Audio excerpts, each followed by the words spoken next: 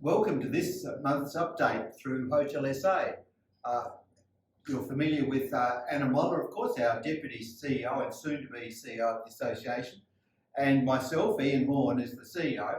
I'm going to be talking about the most recent upgrades or promises from the federal government about migration, and particularly for hospitality. The AHA has put in a submission to a review of the migration process because we face a chronic shortage of staff, not just in the key areas of cooking and chefs and things like that, but right down to baristas and everything in between.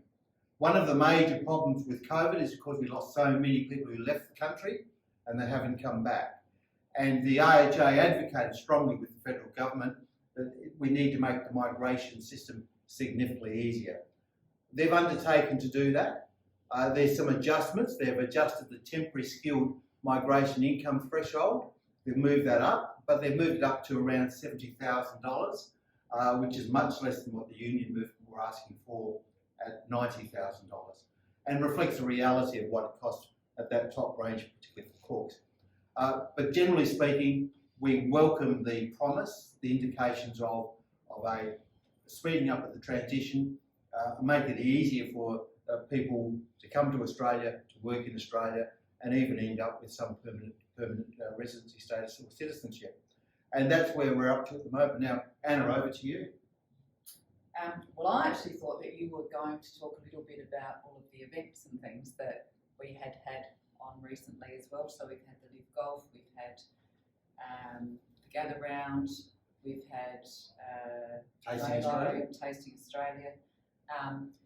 And that may not seem relevant to what Ian's just been talking about, but in fact it is really, really relevant because we've got a Premier and a state government at the moment that are determined to bring a lot of events to South Australia, which has been wonderful, and the ones that we've had have been a huge success, and they have now committed to bringing those events back over the next 3 to 4 years. So the thing that's going to be really, really important is that we have got enough people within the industry, working within the industry, to actually make sure that all of the people coming into the state from interstate and from overseas, and also the people that live here, have a really positive experience while they're here.